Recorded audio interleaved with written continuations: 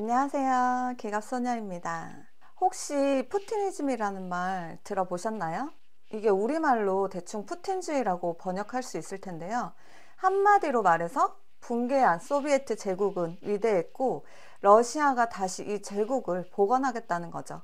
이번 우크라이나 침공의 밑바닥에는 바로 이 푸티니즘이 깔려 있습니다.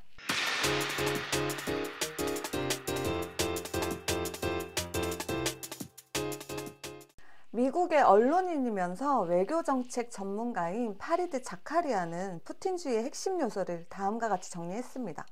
민족주의, 종교, 사회적 보수주의, 국가 자본주의, 그리고 정부의 언론 지배. 다시 말해서 독재 권력으로 러시아 사회 전체를 장악하고 위대한 러시아 제국을 부활시킨다는 말로 국민들의 지지를 얻는다는 게 바로 푸틴주의죠. 이것이 계속해서 지지를 얻기 위해서는 러시아가 제국이 되어가는 모습을 국민들에게 보여줘야 하기 때문에 외국과의 충돌은 필연적으로 일어날 수밖에 없는 겁니다. 푸틴은 2005년 의회에 보내는 교서에서 소련 붕괴를 20세기 최대 지정학적 재앙이라고 말한 적이 있습니다. 이 말이 무슨 뜻인지 미국의 영화감독 올리버 스톤과의 인터뷰에서 자세하게 설명했는데요. 소련 붕괴 이후 2,500만 명이 하룻밤새 국의 거주자가 됐다. 이는 진실로 20세기 최대 재앙 가운데 하나였다. 소련 붕괴 후 러시아에선 내전이 일어났으며 나는 연방보안국 국장을 하면서 이 모든 걸 목격했다. 사회복지 시스템이 완전히 무너졌고 경제 여러 부분이 완전히 멈췄으며 보건 시스템이 사실상 붕괴하고 군대가 비참한 상황에 처한 것은 물론이고 수백만 명이 빈곤선 이하로 전락했다. 여기서 푸틴이 말하고자 하는 바는 이런 세계적 안정을 지켜주는 역할을 하고 있었던 게 소비에트인데 그게 무너지면서 세계 안정도 함께 무너졌다는 거죠.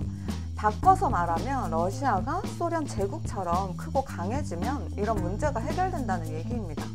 푸틴의 이런 발상은 러시아의 극우 민족주의자이자 지정학 이론가인 알렉산드로 두긴의 주장에 바탕을 두고 있습니다. 두긴은 1997년 지정학적 기초라는 책을 쓰는데요.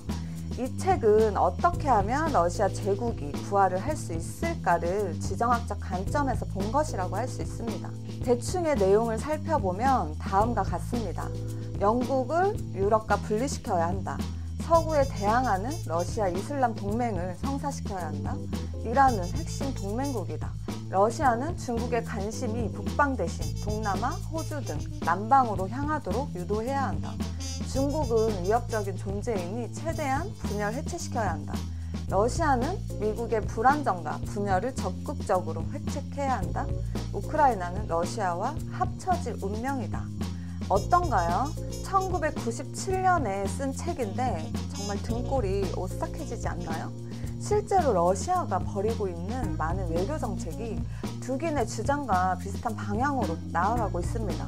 영국은 브렉시트로 EU에서 분리되었고 미국과 이슬람의 대립은 좀처럼 나아질 기미가 보이지 않습니다.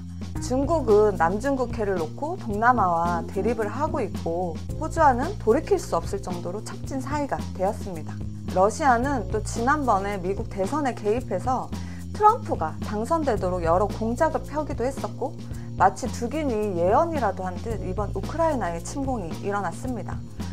소련이 붕괴한 후 많은 나라들이 독립국이 되었지만 그들 중 대부분은 국제사회에서 아무 존재감이 없는 약소국들입니다. 그런데 우크라이나는 다르죠.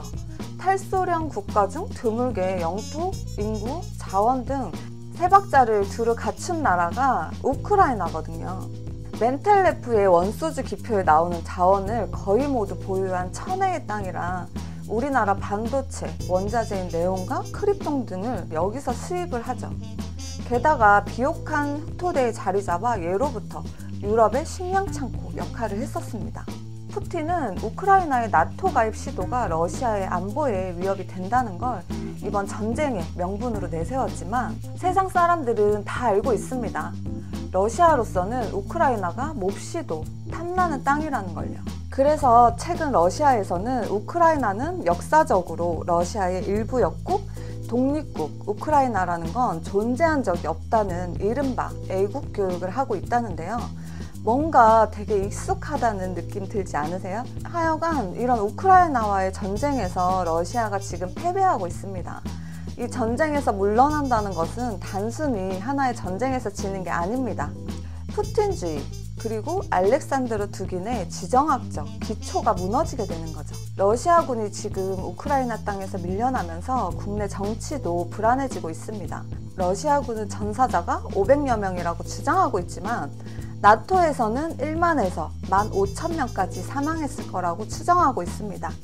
이에 러시아 내부 반발이 커지면서 푸틴의 최측근들이 사임을 하고 있는데요. 미국은 이 전쟁을 러시아의 전쟁 범죄로 규정하면서 푸틴을 전범으로 만들었고요.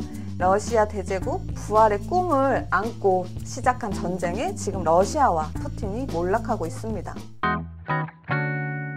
오늘은 러시아가 왜 우크라이나를 침공했는지에 대한 이유를 푸틴주의와 지정학이라는 관점에서 한번 살펴보았습니다.